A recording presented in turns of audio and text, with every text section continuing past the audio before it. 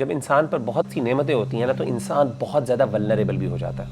یاد رکھیے گا کہ اگر آپ کو اللہ بہت نعمتیں دے رہے ہیں نا تو آپ کے پاس اس کی کوئی گارنٹی نہیں ہے کہ اللہ تعالیٰ مجھے ناراضگی کی وجہ سے دے رہے ہیں کہ اللہ تعالیٰ مجھ سے خوش ہونے کی وجہ سے دے رہے ہیں، کیونکہ اللہ تعالیٰ نعمت ناراضگی کی وجہ سے بھی دیتے ہیں۔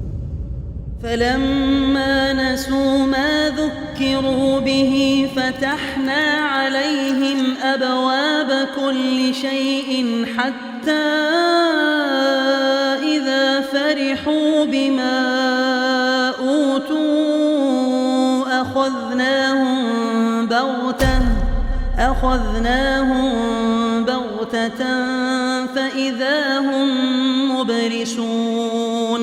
اللہ تعالیٰ کہتے ہیں کہ جب وہ بھول گئے جس سے ان کو ڈرایا گیا تھا، جو یاد جو نصیحت ان کو کی گئی تھی، ہم نے ہر چیز ہر نعمت کے دروازے ان کے لیے کھول دیے۔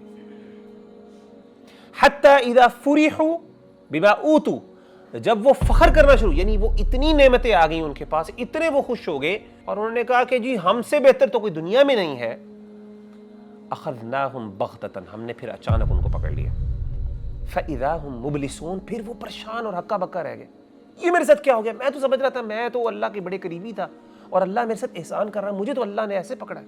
اللہ ایک قسم کی نا ڈھیل دیتے ہیں اور پھر ایک دم پکڑتے ہیں انسان کو۔ تو آپ کبھی بھی اس بات پہ خوش نہ ہوئیے گا کہ اگر اللہ کو نعمتیں دے رہا ہے تو اس وجہ سے دے رہا ہے کہ میں اللہ کا بڑا قریبی ہوں، ضروری نہیں۔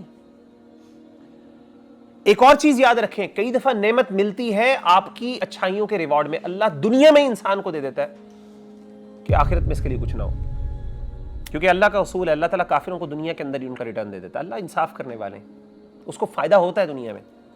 اسی لیے ہمارے جو صحابہ تھے رضوان اللہ علیہم اجمعین، وہ بڑے پریشان ہوا کرتے تھے۔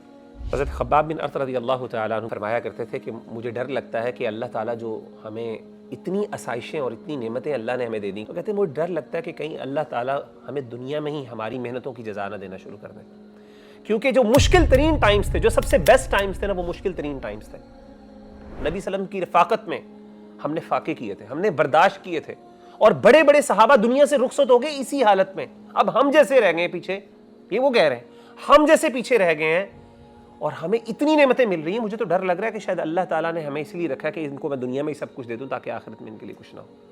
تو اسی لیے اگر اللہ کی نعمتیں آپ کے اوپر بہت زیادہ آ رہی ہیں، you consider yourself to be blessed، ہو سکتا ہے کہ اللہ آپ سے ناراض ہو، لیکن ایک چیز ہے جس کے ذریعے آپ انشور کر سکتے ہیں کہ یہ میرے لیے خیر ہے جو مجھے نعمتیں مل رہی ہیں، اور وہ کس طرح؟ شکر ادا کرتے ہوئے۔ اگر آپ کو اللہ توفیق عطا کر دیتے ہیں کہ آپ شکر گزار بندے بن جاتے ہیں، تو پھر آپ اعتماد کر سکتے ہیں اور اطمینان سے رہ سکتے ہیں کہ انشاءاللہ یہ جو نعمتیں ہیں یہ میرے لیے آزمائش نہیں ہے بلکہ انشاءاللہ میرے لیے خیر کی چیز ہے۔